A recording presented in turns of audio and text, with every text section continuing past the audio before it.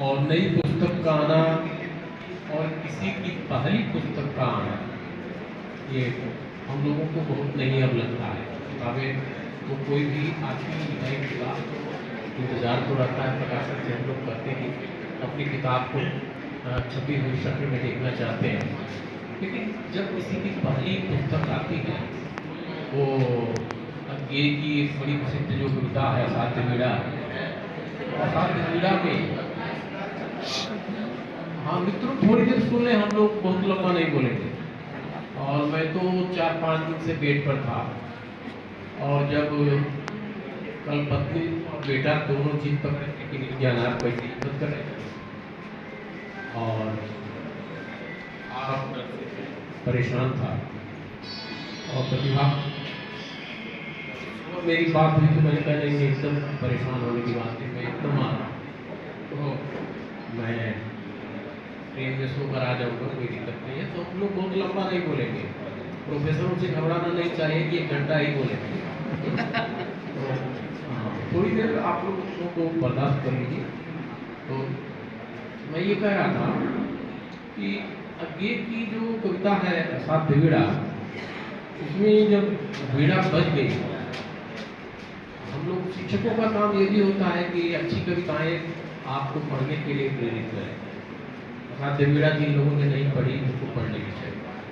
तो जब बड़ी साधना के बाद वीड़ा बजी, तो प्रियंवद ने जो साधक था, उसने वीड़ा को बड़े प्रेम से, आत्मीयता से अपनी गोदी से उठाकर धीरे से नीचे रखा और उसे देखते हुए पीछे हट गया।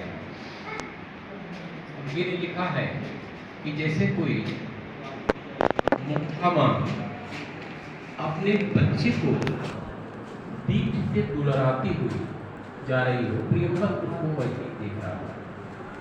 तो कोई मां अपने बच्चे को जिस नज़र से देखती है, लगातार देखती है, घर के कार्यों से अगर कहीं जाना ही है, मजबूरी ही है, तो दूर तक उसको उसके ध्यान में बच्चा रहता है। पहली पुस्तक कुछ इसी तरह से होती है। तो इस अवसर पर एक तो संवेदना से संवाद के लिए प्रतिभा गुप्ता को बहुत बहुत बधाई इस स्वीकृति के लिए। इस पुस्तक की जो छपाई है वो इतनी खूबसूरत है, कम किताबें इस तरह से दिखाई पड़ती हैं। तो इसके प्रकाशक से भी, प्रकाशक को मैं भी धन्यवाद देना चाहता हूँ। और ये पुस्तक इतनी बढ़िया छपी है।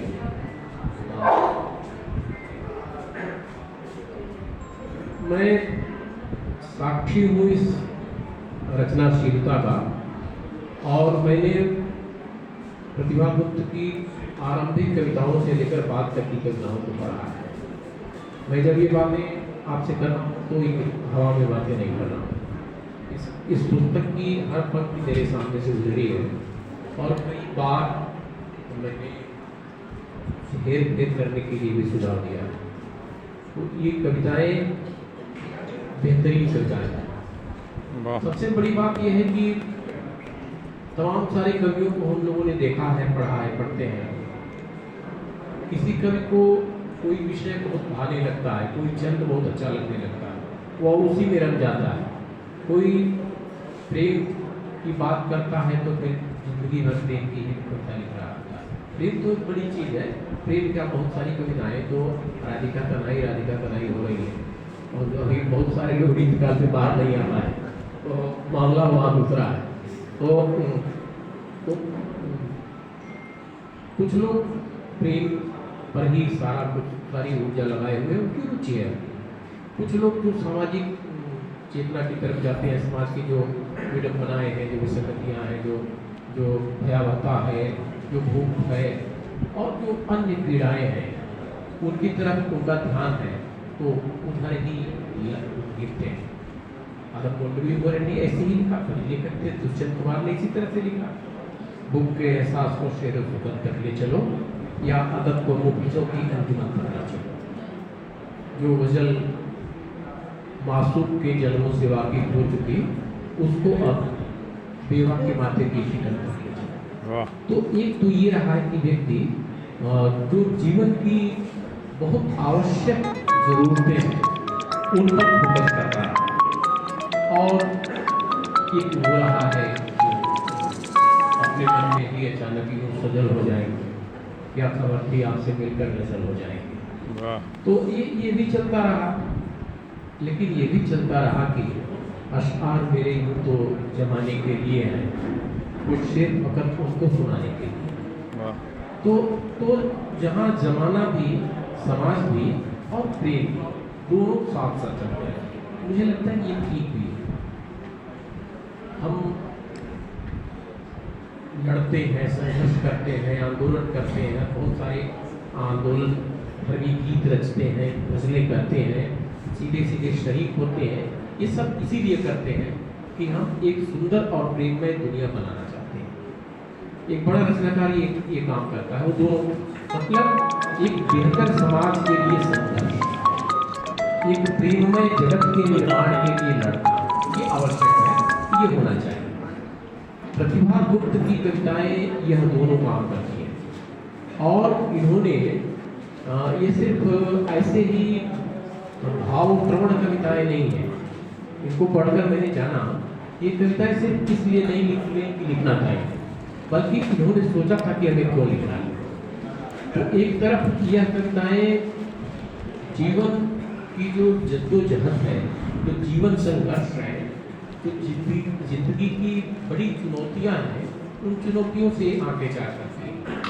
दूसरी तरफ जो हमारे जीवन के रागात्मक मूल्य हैं, जो प्रेम संवेदना है, जो पारिवारिक संदर्भ है, जो दाम्पत्य जीवन है, जो बच्चे हैं, जो बड़े हैं, जो वृद्ध हैं, जो बहुत सारे यंत्र की दखल पड़ी है हमारी जिंदगी में, वो सारी चीजें प्रतिभा की कविताओं में तारीफ है।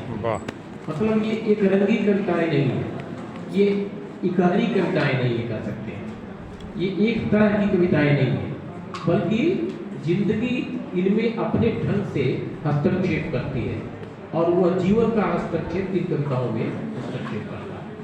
तो ये कविताएं इसलिए ज़्यादा महत्वपूर्ण हो जाती है। मैं कुछ पंक्तियाँ पढ़कर आपको सुनाना चाहता हूँ। एक कविता है जिसे मैंने इस पर लिखते हुए उद्धृत किया था। भूख से तोड़ती जिंदगी दम कहीं, भूख से तोड़ती जिंदगी दम कहीं, पीर होती सयानी है हमने लिखी, चंद्रशेखर भगत के लहू से रंगी, एक दहकती जवानी है मैं हमने लिखी। सूररस खान तुलसी जवां मीर की बुद्धरी जिंदगानी है हमने लिखी, पेड़ पौधे नदारत जल रहे, त्रस्त है राजधानी है हमने लिखी। ये पंक्तियां किसी रचनाकार के मनोजगत का कितना विस्तार हो सकता है, इसको रेखांकित करती है। यह मैं कह रहा था कि ये गहरी कविताएं नहीं है, गहरी संवेदना की कविताएं नहीं है, इसमें बहुत विस्तार है।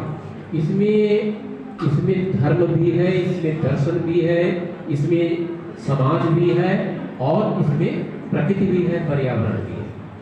आज की यही बड़ी चुनौतियां हैं। धर्म सबके भीतर है। जो लोग कहते हैं कि हम नहीं ये सब मानते हो कि हाँ भी है, तो हम लोगों के सारे अवसर बिना उन चीज़ों के नहीं होते।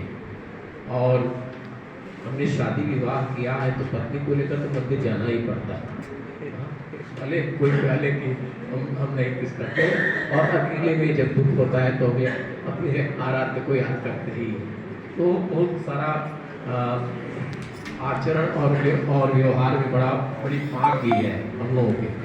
तो प्रतिभा की कविताएं एक तरफ, तो इस तरह की कविताएं दूसरी, इन्होंने जो सबसे बड़ा जीवन का दर्शन है, जो भूख है, जिसको कबीर से लेकर सारे संतों ने, तुलसीदास वगैरह ने, गाने को ललाट बिललाट द्वारे द्वार दीन, जाना था चार पर चार ही चरक, तो तुलसीदास चने के चार दाने को चारों पर समझ रहे थे। बचपन में जब कटोरा पकड़ दिया गया था, और कबीर अपने राम से प्रार्थना कर रहे थे। आप सोचिए कितना बड़ा संत, कबीर कह रहे थे कि अपने राम से कि हमको दोनों वक्त जीवा ले। हे राम, ऐसा कर दीजिए कि हमें दोनों वक्त भोजन मिल जाए। बाकी सारी चीजें तो जो थी वो थी, लेकिन कबीर भी अपने राम से दोनों वक्त का भोजन चाह रहे थे। निहितार्थ यह कि कबीर के समय में बहुत सारे लोगों को दोनों वक्त का भोजन नहीं मिल रहा था। एक संत व्यक्ति मुक्ति नहीं चाह रहा था, मोक्ष नहीं चाह रहा था, पहले भोजन चाह रहा था। तुलसी भी इस पीड़ा से गुजर रहे थे और कुत्ते के मुंह में रोटी देखकर ललचा रहा था। कभी अपनी आत्मकथा लिखता है कि कुत्ते के मुंह में पड़ी हुई रोटी देखकर माता पिता जग जाई तजो विधून लिखी कछ बाल भलाई। तो माता पिता ने पैदा करके संसार में छोड़ दिया और विधाता ने भी मेरे भाग्य में कुछ अच्छा नहीं लिखा, भगवान ने भी अच्छा नहीं लिखा, लेकिन राम की कृपा हुई तो सब ठीक हुआ। तुलसी घूम फिर कर राम के पास अपने जाते ही है। प्रतिभा कह रही है, कहीं भूखे नंगे कहीं पर निवाले, धसे पीठ तक पेट मुंह पे है ताले।